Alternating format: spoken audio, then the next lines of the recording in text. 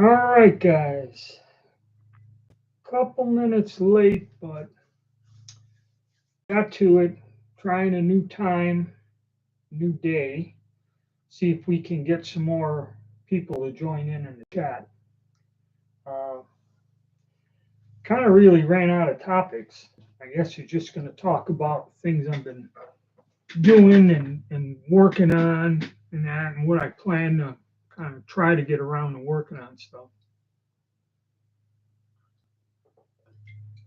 A little bit later in the afternoon, can have a cold one to keep my throat from drying up. And damn allergies are driving me nuts. But uh, hey Dan, hey Dan, how did that? Did your stuff hit that auction yet?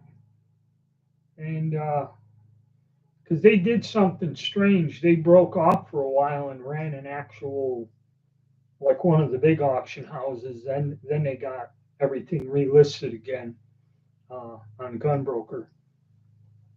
But I was wondering how that would work out for you. But I myself, you know,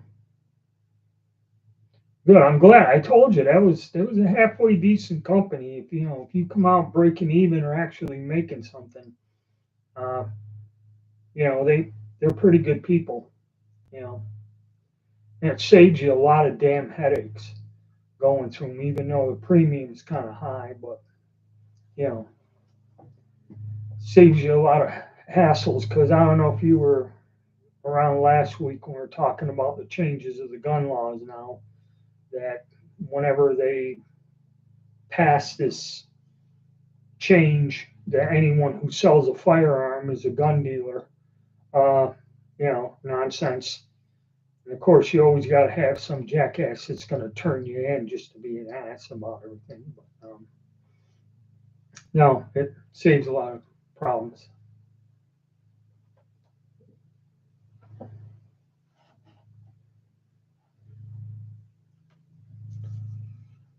But yeah, I mean, no profit. But yeah, anyway, I myself, I had hey Joe, I had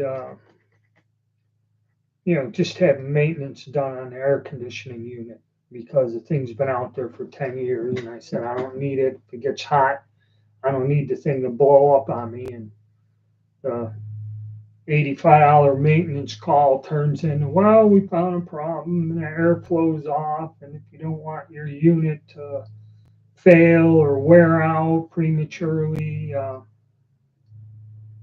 at first, he come up with a $450 modification to the compressor to help it because it's older. Or he said we can also install some kind of UV system that pumps hydrogen peroxide into the intake plenum and purifies the air through the house and helps you with allergies and this and illnesses and just makes your living conditions better for around 7,000. No, or was that 12,000? Can't quite remember. There's some pretty high numbers there. But then he realized that the airflow wasn't balanced, you know, and uh, they go and look at the ducts. And what it is, the way the house is built, one of the returns, they got a giant return by the living room in a large area, and they have a small one in the our bedroom, and then another one upstairs in the one room up there. And that one, the flex duct was up against the board, so he says, "Ooh, it's kinked." So that ended up. They came and examined the situation, and to rectify it, I was given again two choices. Pretty good. One was for 5,500, and the other one included the modifications to the ductwork and a thorough cleaning and sealing everything and checking it for leaks.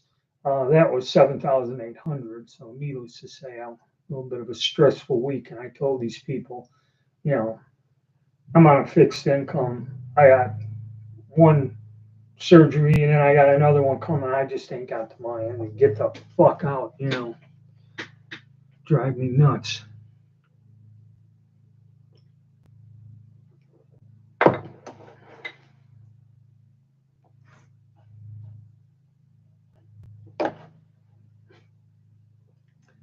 So you gotta pack up and get ready to move out, do you? Sorry to hear that. I remember you were telling me your situation. You mentioned it a few times. Uh, Things ain't going too well for you, but that's all right.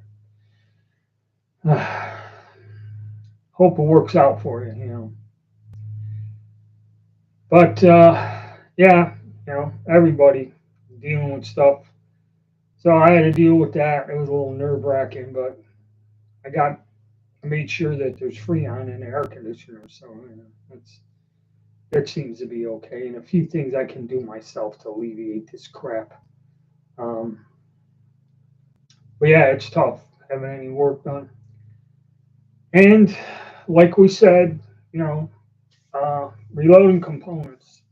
It's just every day they go up. It's insane. And even when they had a sale, uh, I bought small pistol primers because I used some up, and really the only thing I put it in, or not small pistol primers, small rifle primers. The only thing I put it in is a 5.56 or the 30 carbine.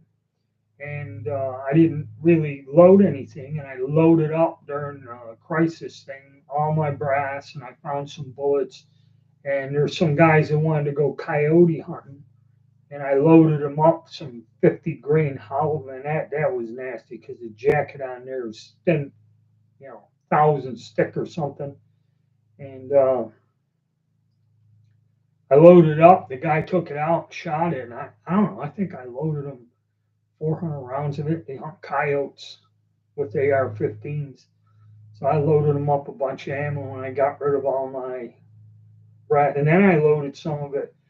People were buying it. I think I loaded a couple thousand rounds of it. Just 55 grain full metal jacket. And people bought it up. Okay, it was gone. Um, so I then I think either someone donated or I had 1,000 left, and I sold the remainder of the brass and some bullets and everything all in a package to somebody. Uh, and you know they're giving me crap about buying the bullets now. I can get them cheaper and this and that and everything. I said, threw them primers in there and I had them priced right, so the whole thing went.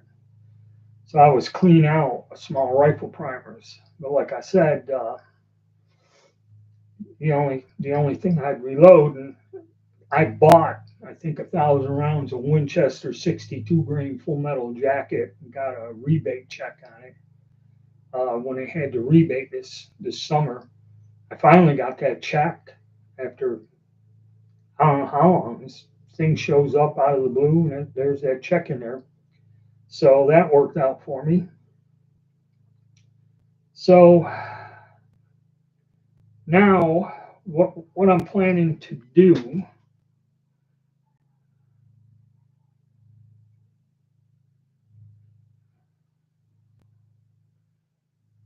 picked up some Syrian 7.5 French today. When did they make it? Is that the stuff from back?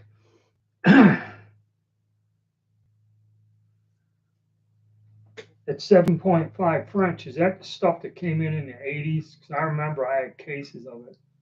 And I bought one case and it was work fine or a part of a case or whatever the guy had. I just said how much you got left, and he said 300 rounds or something. I said give me it in a box, and I took it, and then I bought another case of the crap, and there were a lot of duds and misfires, and well, not really uh, like hang fires. I think the primers, something was wrong with the primers, and they just wouldn't go off. And I pulled them apart. Powder was good. It wasn't discolored or nothing. It just had dead primers. You know? But now that's an easy one. That's an easy one to reload, man. It uses a 30 caliber bullet. You put a 150 grain bullet in there and you get some PPU brass. And them French guns shoot well. It's just a standard, like a 308 load in there. And they're very accurate guns. Yeah, see the 50s, now you're talking stuff 70 years old, and the stuff it's not really bad corrosive, but it is corrosive ammo.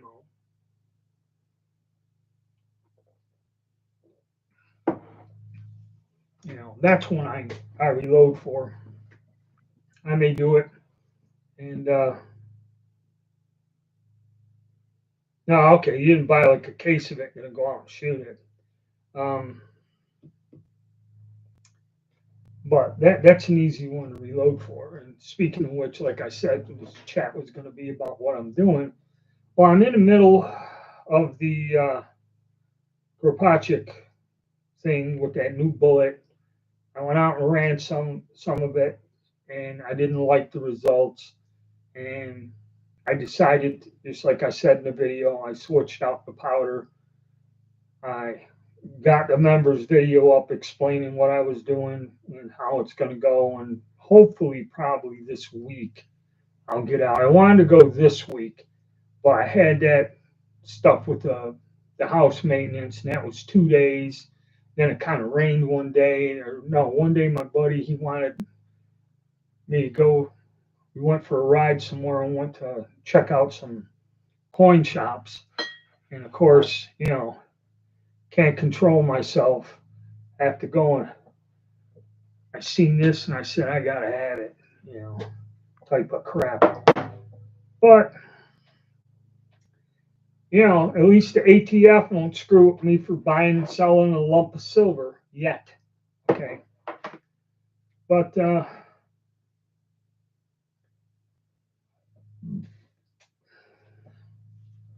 okay, your RCBS 8x50 dies arrived Thursday.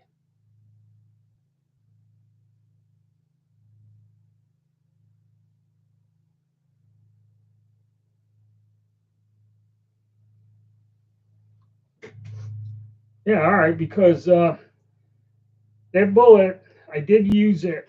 I did put it in 8x50. You know, it'll work more or less. Okay, but really, that nice bore on the Kropatschek, that nose fits in there just right. I had that other one made up. It'll go in an 1888-90 in 8x50 because there was a black powder cartridge when they originated them, and they did something where the throat and stuff is big enough to where that bullet will go in there. But then again, I get nervous cranking them and shooting them with a full power, and that the way that gun works. It's only a 1/4 inch pin that holds that friggin' wedge and block in there. But yeah, I'll see how they go. Trying a different powder, and I believe, and I just went and if you go to NEO bullet molds and you go in there and you look for a cartridge, they give you like starting some basic load data uh, that anyone can find. They give you basic load data for the bullets and the weights and most all the bullets that they sell, all the bullet molds they sell, which is quite a few, you know. And you can just root around in there and see what they recommend, the different powders and that. That way, if you got them, or at least you got to start or somewhere to start out fairly safe. And they do crank them out, so you best make sure that the bullets are cast and full size and lube right, or powder coat them. But I gave up on the powder coating thing. To me, it's more a pain in the ass, and I get good results the old-fashioned way as long as the alloy is good.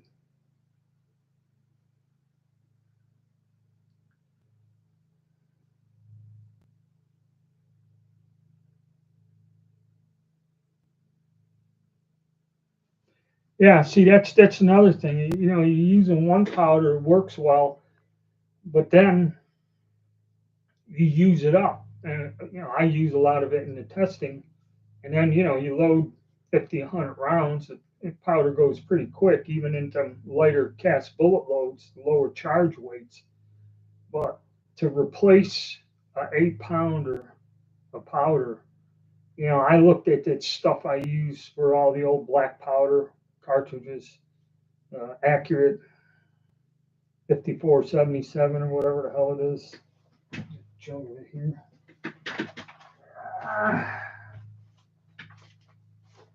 5744. That's what it's right behind me. That is over to replace that now is over $500. And I'm getting kind of stretched thin. I was fooling around with some other stuff, and then I working around the house and everything. You just get to where get overwhelmed, and plus my gun club is an hour drive, so it's an hour up, hour back, but it's nice, and I can set up there, and I get there early when there's hopefully nobody shooting much, so I can actually speak during the videos and you can hear me. And yeah, so I got another test run there, and that'll give me a baseline, and I'll see how it works. And that way I can go forward and maybe even convert that over to the 8x50. And because, people were asking about like the 8x56, and you can cheat and load the 8x50 with that pointed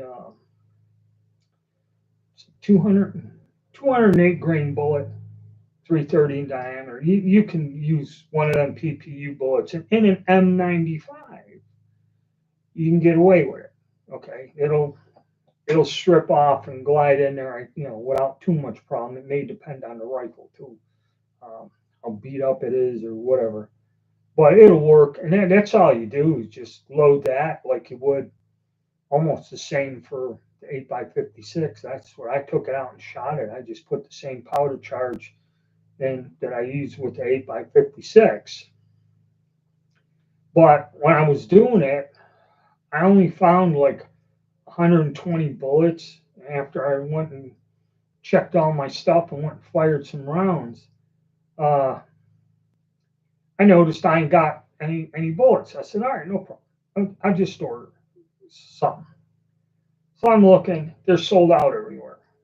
And I don't know if that new ammunition company, if he bought them all out, because he's making both, I guess, 8x50 and 8x56, and all he's doing is using a short bullet.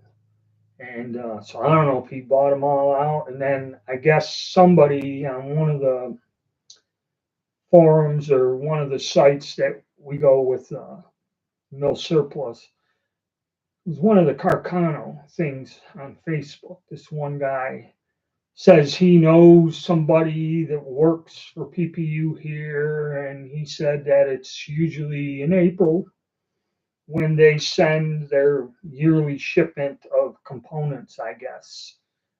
So that's when they restock everybody with brass and bullets and all that other fun stuff.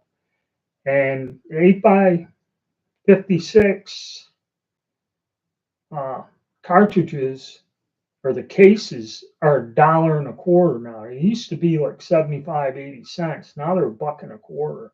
So if you're using them, cut down the because all you got to do to make 8x50 is just trim it back and gently run it up the sizing die and retrim it and get the end squared off. And that's all I do to shoot them. And that works fine. You can go with 7.62 by 54 Nagant and do it. I've never done it.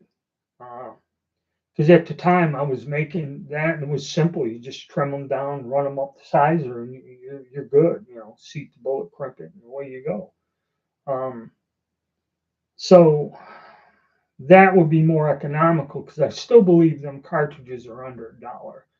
Be it anywhere, they were 60 some cents a piece the last time I bought them. That was several years ago. They could be 75, 80 cents now, but still beats $1.25, and nobody's perfect. Whenever you're doing any of this forming, you're going to screw something up and lose one or two.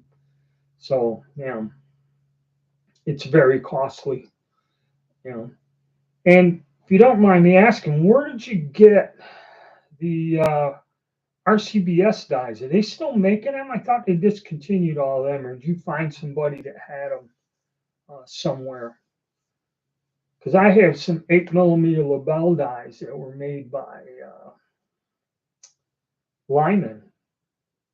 Okay, and I remember RCBS used to have a listing, and you could order all of, a lot of those calibers. You used to be able to order them from RCBS, and actually their dies, probably in terms of price and quality, they're the best.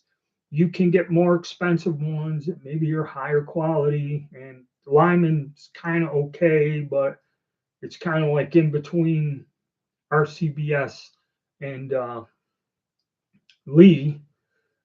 Lee dies are good, but they kind of don't have any of the real odd or rare stuff for a long time. But now I'm playing with the IMR powder 30377, yep, 7.65. Yeah, and again, good quality lead ain't cheap. Okay. You know,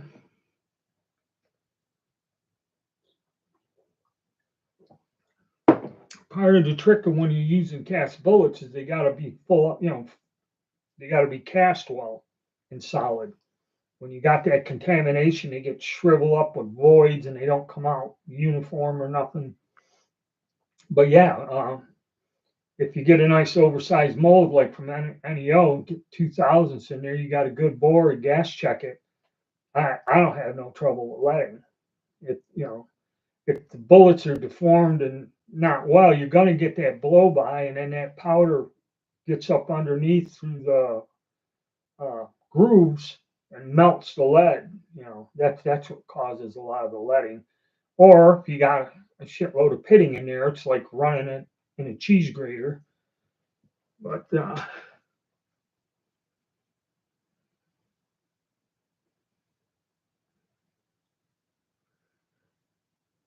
yeah, I've looked at them. What type of annealing machine did you get? Because what I do is I just chuck the stuff up in a lathe and hit it with a propane torch. Run it like at about 80 RPM and just wait till it turns blue.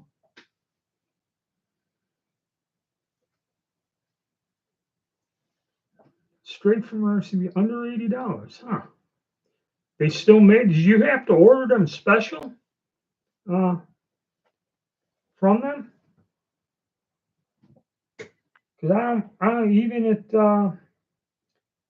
Buffalo, unless they started making them again, because he brought all those rifles in from Ethiopia, and there's like probably thousands of them floating around now.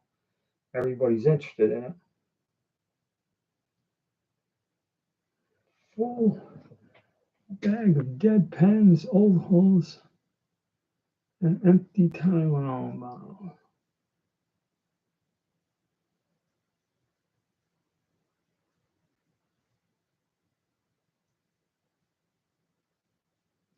Special order dies. Huh. They must.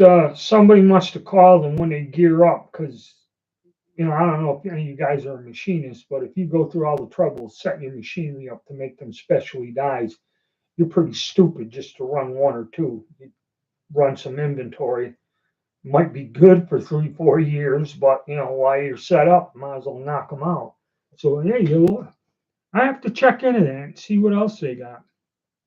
Because one question I do have: did they drill the little vent hole in the full length sizing die? Because I did that video about that. I mean, them CH4D dies, they're great dies. They're made correctly to shape the case. You got to kind of watch it, and he can adjust it.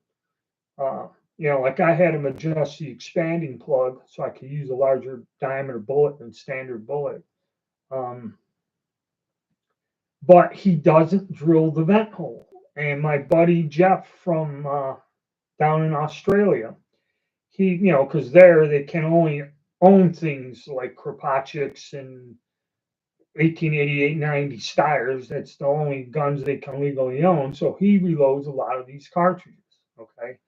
And he complained about the same thing. He goes, I buy them. They're one of the few companies you can readily reach at times to get the dies. Or you can have him, he'll make you a set of dies from a chamber casting. Okay. I mean, they're good. They're a good company, but why he doesn't do that, I don't know, because it ends up you go through all this trouble to form the stuff and do it, and you get into shooting it. And then you get them damn lube vents because there's nowhere for the air to go. I mean, even Lee puts them in their dies. Okay, even Lee does, because when I was doing the Snyder, I was making them Snyder rounds with the shotgun shells, and when I was forming them and doing all that, you could see the lube was oozing out of where that hole was, that vent hole where it was blowing out all that thick ass lube I use when I form brass. But yeah, I mean, even Lee does it. So I don't know why he doesn't do it.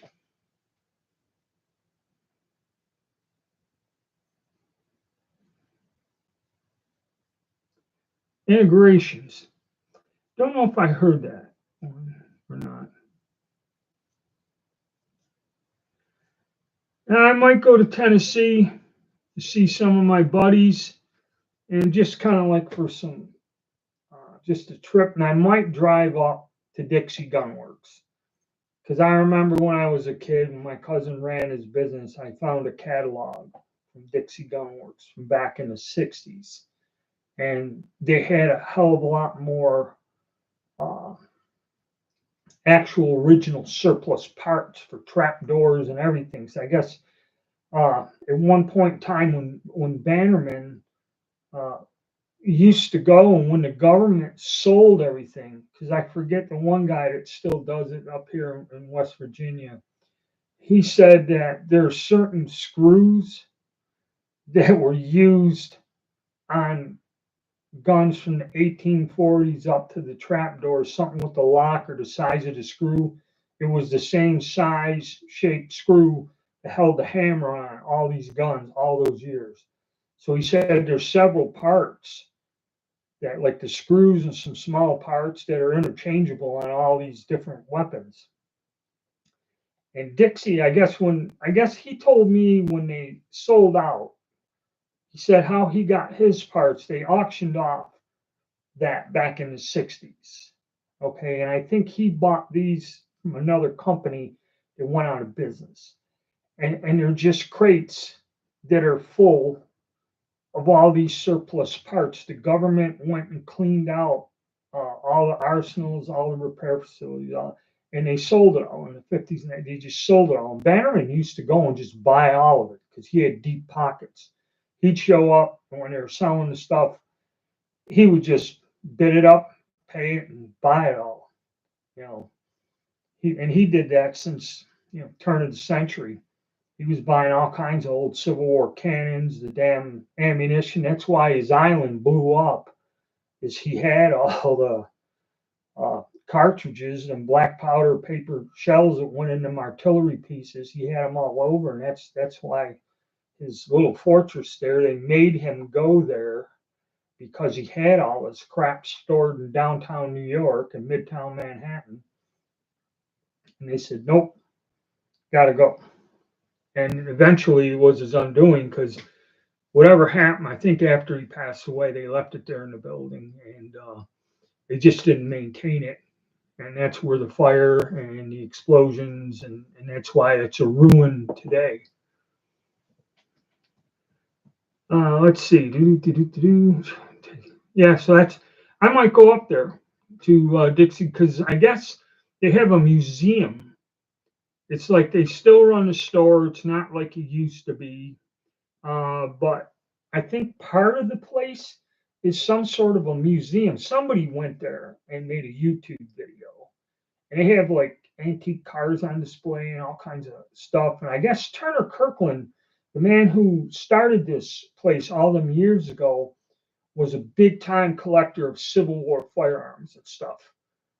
He was like an expert. If you had something really rare, you would send it to him to get appraised and verified. He was like the man, okay, for this stuff.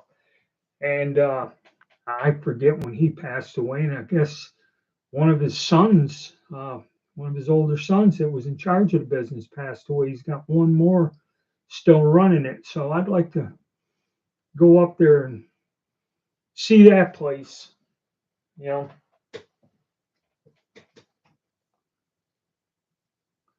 All right, military dude, thanks. Go ahead and do that. I'll get to it. And we got Rod. Rod's Vintage Guns.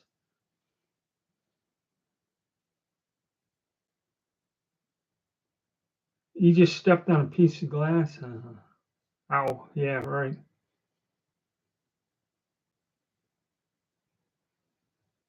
No, then that might be a real good reason to drive up there to Dixie if they're celebrating their 70 years.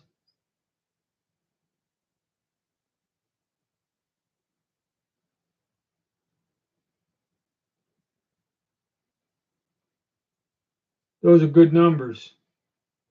Okay. I like it in single digit 10, 12. I mean, once you get it, that stuff's good.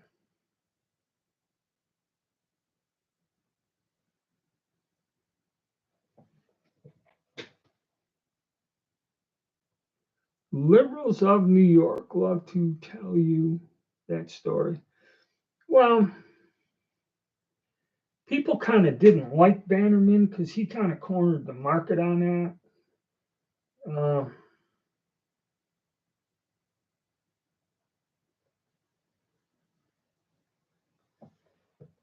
To Palmetto State Army. No, I've never drove down there. I only went back to Charleston once, and I get a friend, a guy I was stationed with, him and his wife are driving down there this weekend, go down Charleston. He's from Maine, and I guess it's the first time. I remember them when they first got married uh, with their little daughter. I used to go over when we're off duty. I go to the house and have dinner with them every now and again. They're nice people. Uh, his wife posted after 40, 45 years or something, 1983 is when they got married, and I guess when they were living together or something. That's when she started got married to him and that, and they've been together since. Um, I guess they're going to visit, and I myself went. I don't know how long ago it was. It was over 5, 6 years ago. I went down, maybe 7, and it's changed. Uh, you know, from what it was, and all the places I knew and that were all gone, and everything was different. And seen this weird building off the base, had a metal fence around it, a wrought iron fence, all sealed up. And I kept driving past it, and I was wondering what is the name of this building? What's the thing about this building? I said, there's something about this building I remember. I can't put my thumb on it. And what it was, the way Charleston was set up, the way we were on that lower end where all the ships were down on the Cooper River part of it, because there's still a part of it up in Goose Creek that's still functional and still open. The part I was on is closed. It was the Naval Hospital because they had no room. They couldn't build it in the confines of the actual base that was there, that lower end of it. So they built it right like 2 blocks out from the main gate or something. So whenever you had to go to the hospital, you had to actually leave the base itself and go to the Naval Hospital off the base. It was close by. But, to see that huge building, and that was like, when I was there in 83, that was like a new hospital. They told us that was a good place to get stationed. They had a real first rate hospital. It was new, it wasn't built in 1926 or something like some of them. Um, and I was amazed how they closed that base and everything went to waste. I mean, it's sad because that was the third largest naval base in the U.S. It was Virginia, San Diego, and then Charleston, size wise.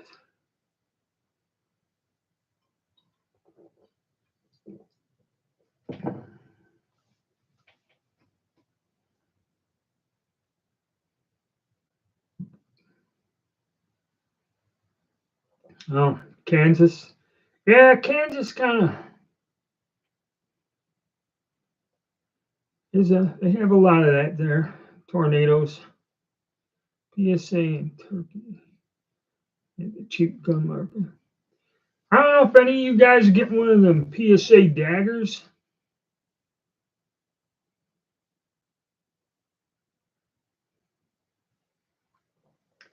Yeah, Bear Creek Arsenal. Uh, but I'll field the first question. PSA dagger. I've seen them. I never got around to getting one. I guess all they are is a clone of a Glock, and there's some pretty neat variations they make out of it. So it's pretty cool gun. But I don't know if any of you guys ever got a hold of one. I know they had something where they were sending this to all the gun channels, and one of them had it, and they sent them the pistol and 1,000 rounds of ammo. And these guys just went there and fired 1,000 rounds through it, and it's like they did it with this gun, cleaned it, sent it back, and then they keep sending it or trying to see how many thousands of rounds of ammo can be fired out of their gun or something. It's kind of interesting. Uh, but and the Turkish guns, I got some of them. I got that. What is it? When I did all the budget pistols, that one there. I can't think of the name. It'll come to me. Uh, but Stoeger SC9. That's what it is. That's what's confusing me. I was trying to figure out what the hell that old name was from the Stoeger company. That thing doesn't miss a beat compared to all striker fire pistols right out of the box. It shoots anything you put in it. I don't have any steel case ammo anymore to test it on. Maybe I did. I can't remember. I think I found a box of the stuff somewhere. That thing's unbeatable. And I got a $50 rebate on it. So I got it for like 200 and some odd bucks. It was under three, well under three. The only thing is the magazines are quite expensive. Okay, but I did find some at Sportsman's Warehouse. There were two of them. I looked around online and said, oh shit, I ain't gonna beat that deal with the shipping. It's gonna come out to about the same. Might as well go grab them. And sure enough, when I got there a couple days later, one of the mags is gone, so I got one. I got two of them 13-round mags. So, but if you get the smaller one, I think that one only the super subcompact or whatever the hell they got. That one only has a 10-round mag, so you got to buy more mags. $30, $40 a piece. There goes your $50 rebate.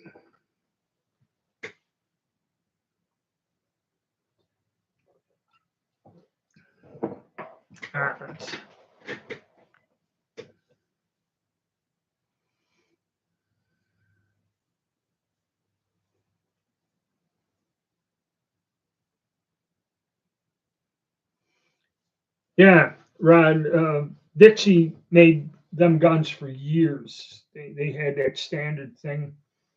I think they recently had somebody make those Kentucky rifles again for them. But what Joe said about Bear Creek Arsenal, that company is not far away from me. Okay. It kind of didn't advertise. Sometimes you'd see them at a gun show when they came up with the ARs with the cocking handles and some stuff. They have some pretty innovative crap. And their biggest issue,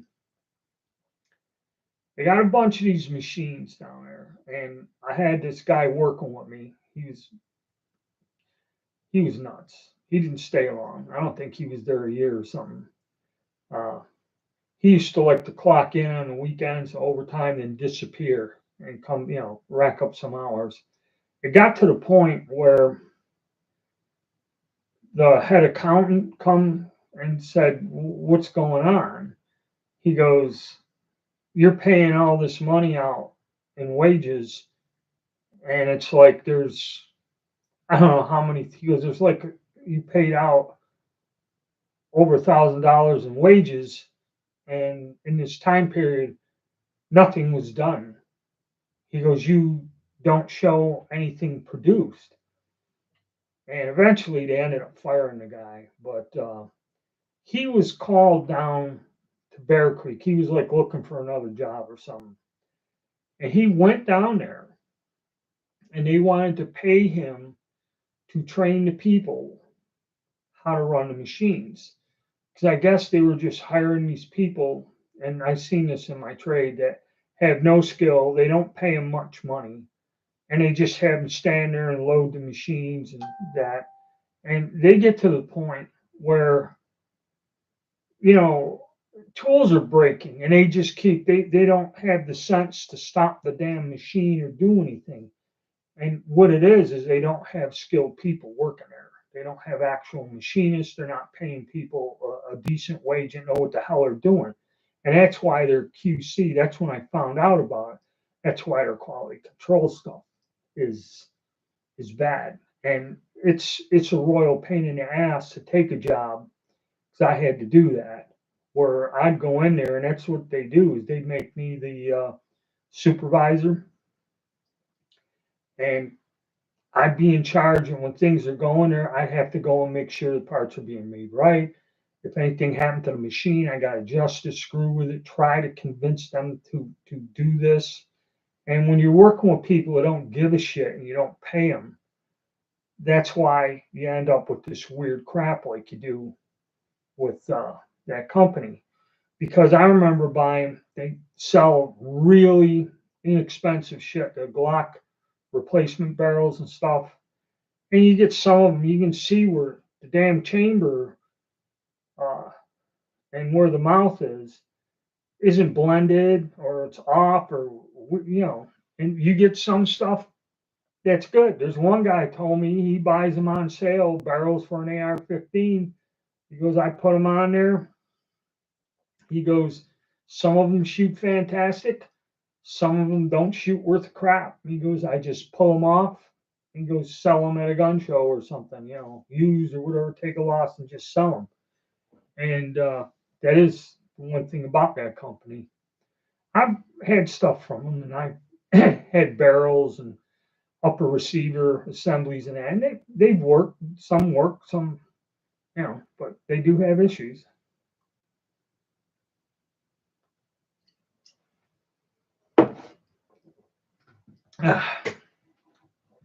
But yeah, that's the long and short of it.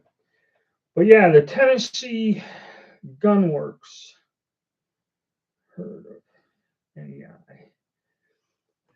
Tennessee Gunworks um,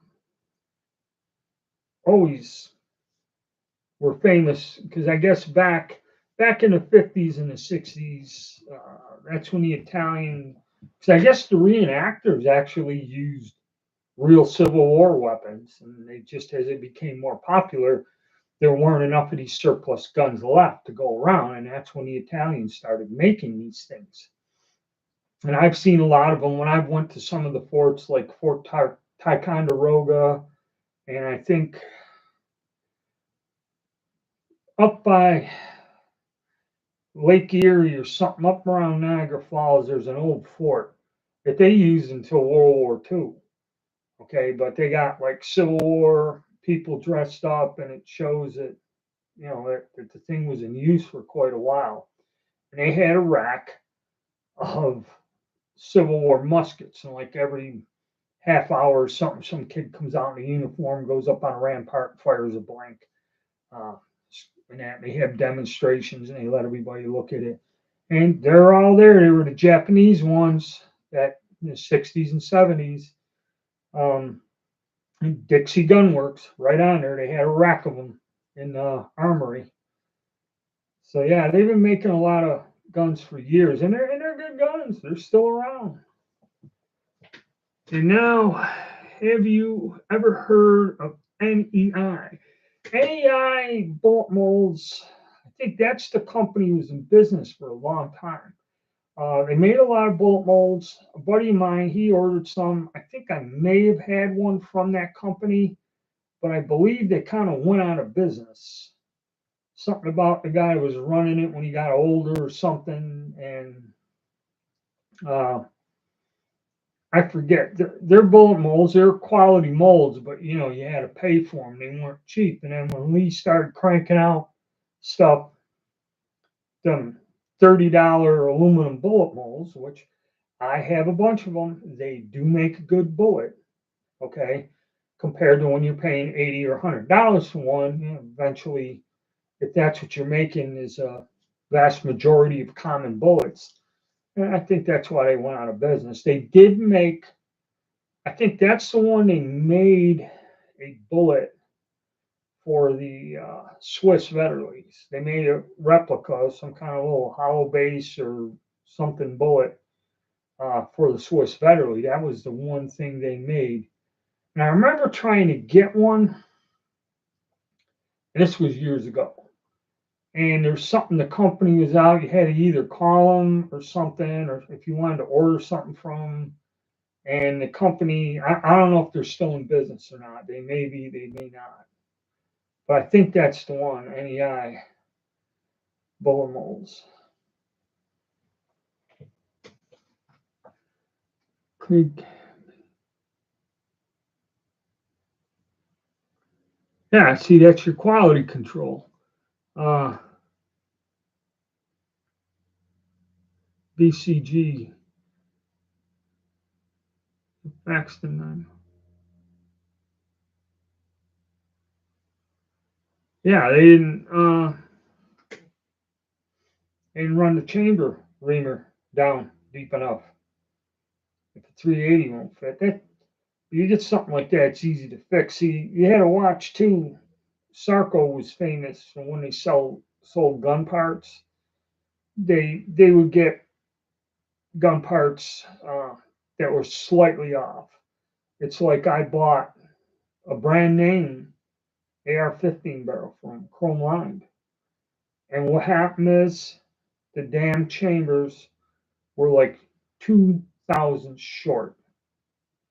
Okay, when you built the rifle, put in a good bolt, it wouldn't close all the way on the go gauge. Okay, it was short. I kind of, it was so subtle. I didn't care. I was out shooting it, and the damn gun would never. It would constantly have these cycling problems and not working at. And I remember that everybody, because they had a sale on them, they were cheap. Everybody was buying them, and you see on all these forums, where can I get a chamber reamer that'll cut through a chrome line chamber? And I said, you know, and then eventually I like put the gun aside for years, and then took it out again, and I'm looking. I said, "Oh God!"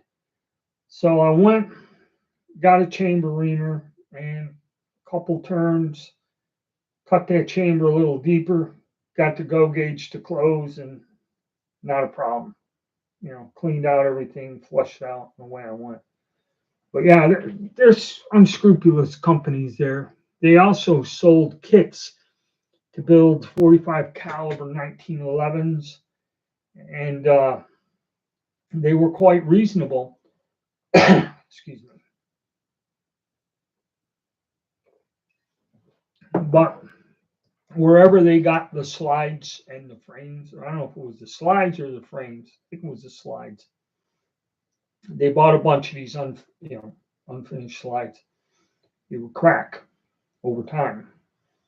And a lot of these guys would go and build these guns and be firing it and that and everything. And then they had all these issues with it. And I mean, once your slide or your frame develops a crack in a 1911, and you guys been out there and had some that have been shot a while, once that happens, that main part of the gun is junk.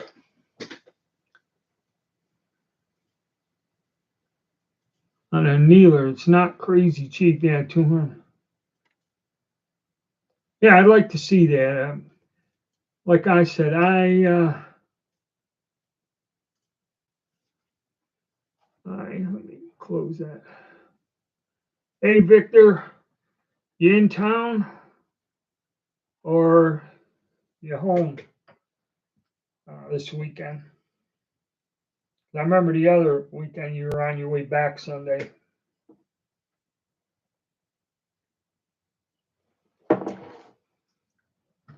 Yeah, but there's some companies that. All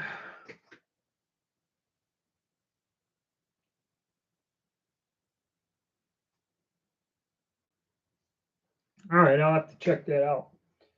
Um, yeah, like I said, for what I do, I just chuck it in a lathe and lay the heat on it. I had one of them little manual ones, and it worked. I mean, I go in there and you got to buy the little bushings and that. I just put something in there to sleeve them, and I used to use something like that. That setup, you know, that was pretty simple.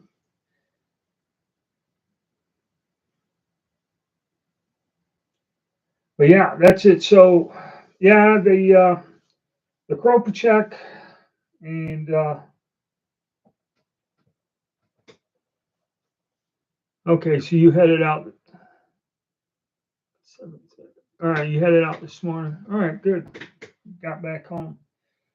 The Kropachek I'm going to work on probably this week and make some leeway there. That'll give me some room to work on an 8x50 a little with that cast bullet. And maybe, I think I already did the one where I just used the PPU bullet. Oh, and that's another thing. So finally, uh, in Graph and Son, it's Graphs, and there's a couple other places that stock all the PPU bullets and that. But Graphs I like. It's simple. I go there, order it. They charge you a flat fee for shipping, they say, but they just add a small percentage to all their items. So they're a little bit more expensive, but they also have it. The service is good from them, and whenever you order something, it's cool. You know. So I ordered. They came in there, and like I forget how many of them bullets I bought at one time. I think I bought 500 or 600. I was making the ammunition for 8x56 and selling it at gun shows and stuff. And so when I did find the bullets, I thought I was out of them, but I found them somewhere. I had like 120 of them, and I think, or even maybe not even 100. I'm not quite sure.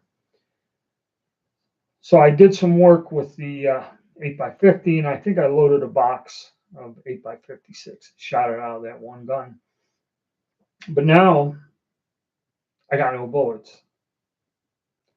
So when they came in, I went placed an order for 1,000 of them. It's the cheapest way to get them. And then I got because I was looking all this old 7mm Mauser ammo I had. I fired all this stuff and the different guns. I used to have more 7mm than I do now. I think I got one, two. I got the Remington Rolling Block. I got Chilean Naval 93 or 94, I think, whatever that is. I did a video on it. I kind of got rid of the Spanish and I got a 1908, a Brazilian 1908 Mauser in 7mm. I don't know if I got another one or not. No, I don't. I only have the three guns. And that was another thing I loaded up with the PPU makes like a 170 grain jacketed bullet or something, which I developed the load for it. It works nice. It's kind of light, and I used it in all those older Spanish Mausers that were still in the 7mm. But it's hard to find one with a good bore. You know, the 08's perfect, but see the 08, I can crank that. That's a 98 action. Okay, a little bit stronger. So I got 500 of them because I found all this brass and went and cleaned it, got it prepped and ready, and I was going to load myself a supply of ammo to whenever I want to take the guns out, I can shoot it. So I got all his brass laying there clean. I said, well, what the hell? If they got that, and I think those are out too. So I ordered some of them. But anyway, the 1,500 bullets came to 500 some dollars. Ended up being, let me see, I figured out what it was. Come on, 37 cents a bullet.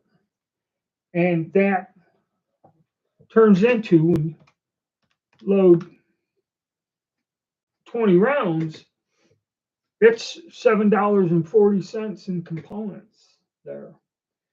37 cents, about, yeah, I don't know if they were cheaper or not, or they're 20 some cents. But yeah, now, so every box of ammo, I just got $740 or $7.40 in bullets. Then add, okay, 740, 125, $1.25, $25 for the brass. So the brass and the bullets for the 8x56, that's $32.40. It's not counting the powder or primer. So you're looking, just reloading, the cost will probably jack it up to $40 a box. Everybody's complaining, oh, well, if you don't pay for it, they'll still lower the price. No, they don't. If they don't sell it and get their money, they just stop making it. That's one thing people don't understand. It's going to cost me $40 or so a box, not more, just to reload it for myself. So I just got that stuff to piddle around, go out shooting, make some videos, and screw around a little. That's about it. But I'll get them 7mm out and be shooting them. Probably do the members thing on how I load that with that bullet. And that's another one. And 30 carbon. I had this brass I had laying around. I didn't have the small rifle primers, but I think I got 500 of them when I went to Sportsman's Warehouse, not Sportsman's Warehouse, Academy Sports. When I went to Academy Sports, that's when I made the video. I was surprised I could have bought thousands of them if I wanted. The guy says, I'll go in the back and give you as many as you want. So that was different. So I got the small primers, and again, like I said, there's this one powder I got. I'm using it now for cast bullets, but that's the go-to powder for like the 30 M1 carbine. And I figured I got a bag of brass. I don't know how old it is. I got to go through it. I had dies. I loaded stuff. I tried loading cast bullets years ago, and they don't work well. Because I forget what I was using, a Lyman mold or something, but it had a lot of issues. So I'm gonna see how much of this brass I got floating around, and if you're in luck, Starline makes it, which is pretty cool. Usually their brass is fairly good, and it's reasonably priced when you buy 1,000 of them. Because I think when you buy directly from them, depending on it, I think 250 is the lowest you can get. 255, 100, and 1,000. And then I guess that for that retail sale, I don't know if they sell that on their website, where they have them in the bags of 50 or 100. That then I think they sell to distributors or something. And you could probably get it like from Graf's or something. You could get a bag of it. I don't know if PPU makes it or not.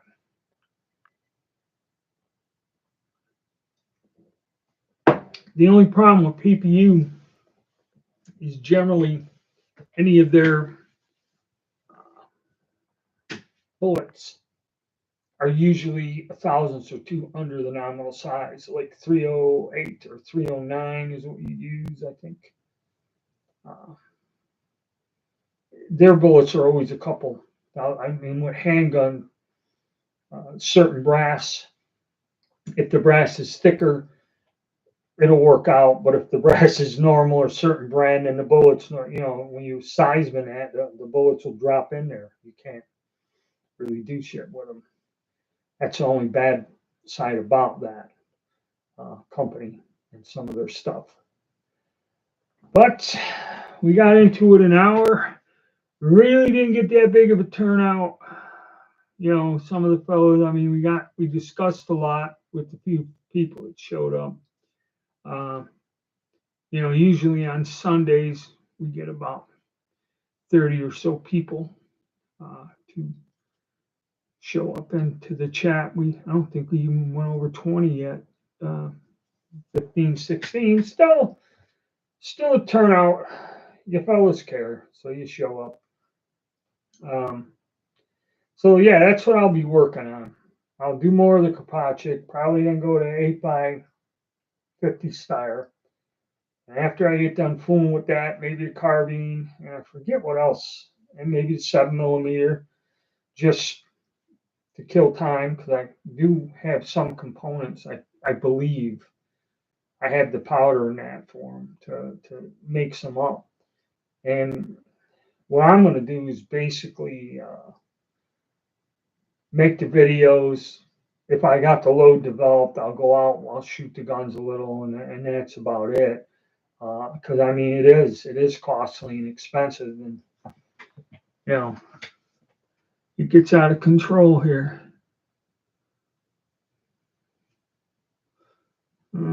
Buying stuff I had to leave behind that they want. Okay, bought a unit for my stuff. Moved it. All right, Joe. So you're getting that. When do you got to be out by the end of the month? The Hornady 154 grain round nose for my 7.57 was my go-to bullet.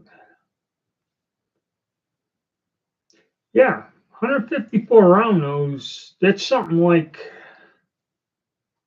what Remington always made, like for the 8mm and several of the old Miller. And the Core-Lokt bullets were great. People hung with them for years. My grandfather, that's all he used. And his converted M95 was 8mm Remington Arms ammo for years. And he shot a lot of deer up there with it. It was good stuff.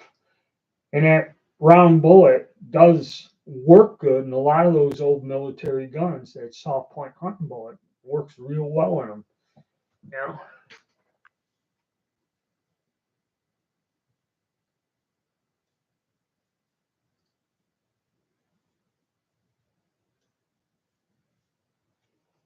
The tube is removing my comment with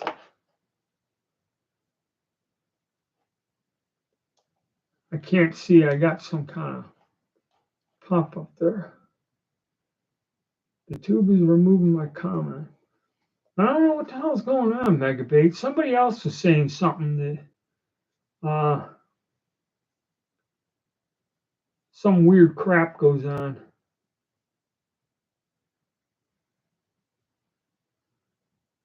Yeah, it's on my little channel. Huh. Who knows? Who knows what goes on?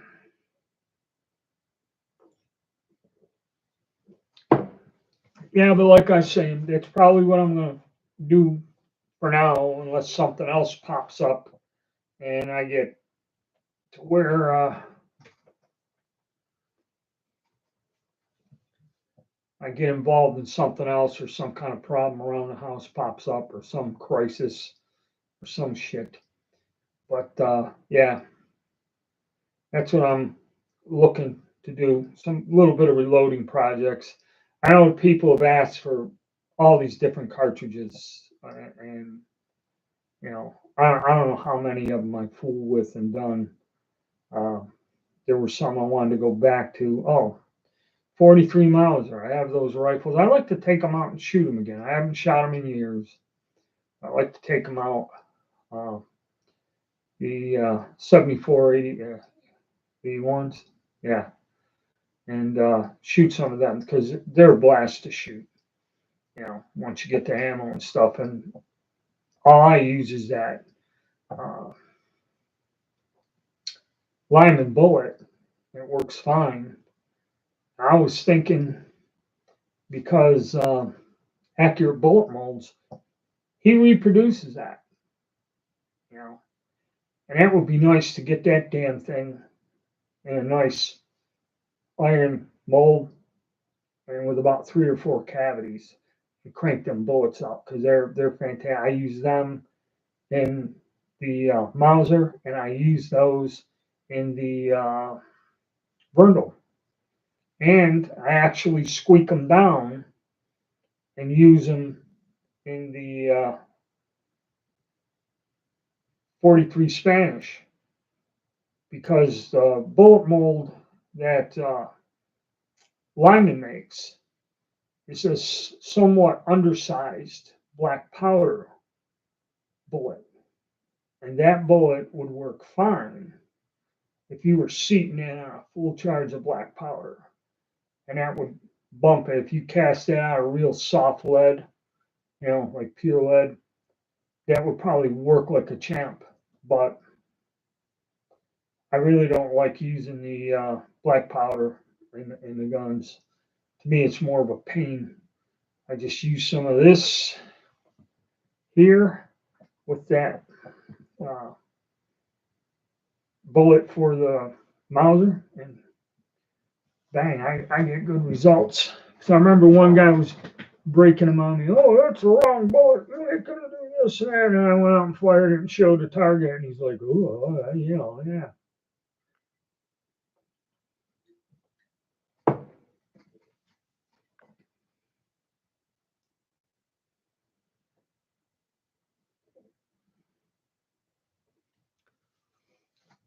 Let me see. What's this now you're talking about? Removing my comments. Yes, on my little channel.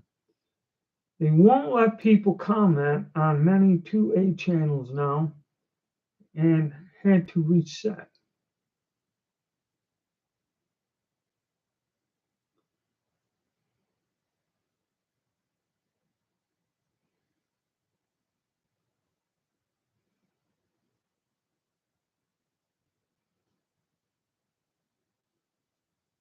Hmm.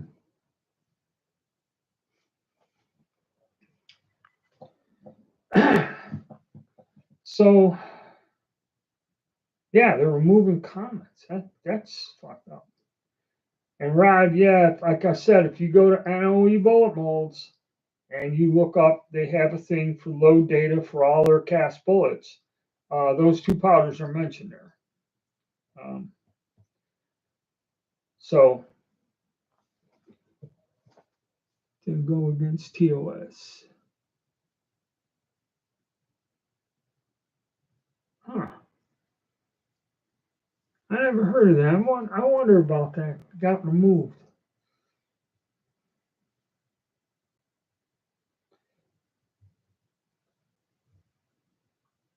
All right, do that, Megabait, and give me drop a link to that video in a comment of like the newest video I posted or something. Do that for me. I'd like to see that. Because that's crazy work. And I think I would find where there were comments posted on my video and I would go look for them and they're not there, you know. So I don't know if it's something that you say, because somebody else was mentioning to me that his comments are being removed.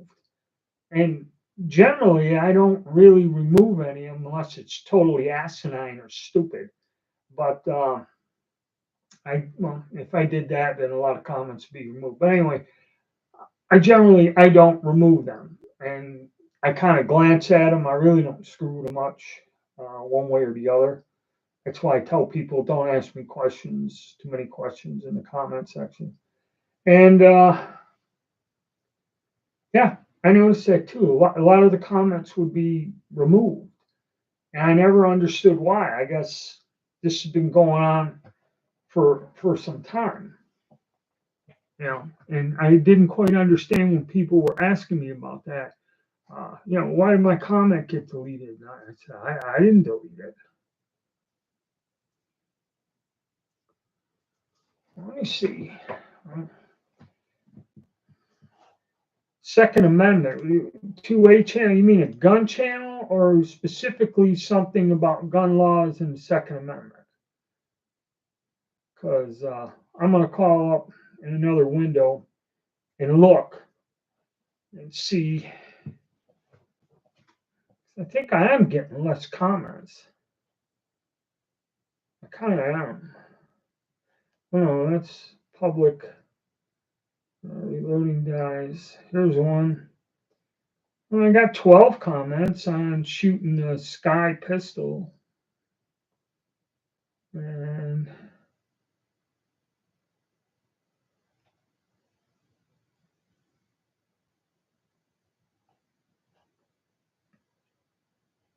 yeah, not really getting a ton of comments. One, what the hell is this? 4. Of course, then again, huh? You know, now that you mention it, I don't know, because it's kind of my fault too. I really don't answer a lot of questions or respond to comments too often, and that's why people won't leave them.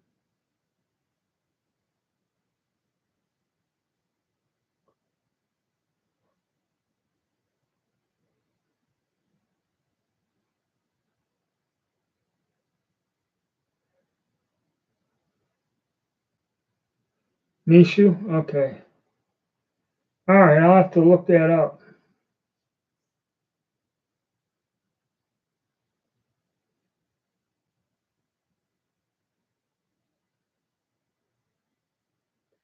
Yeah, but Rod, they don't make Herco anymore. Herco was a good powder for that.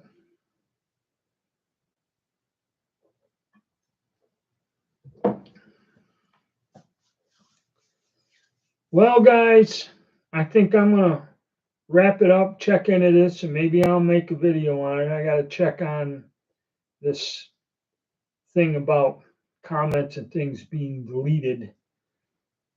You know, I don't know how long they're gonna allow me to sit here and talk about guns and reloading and stuff. You know,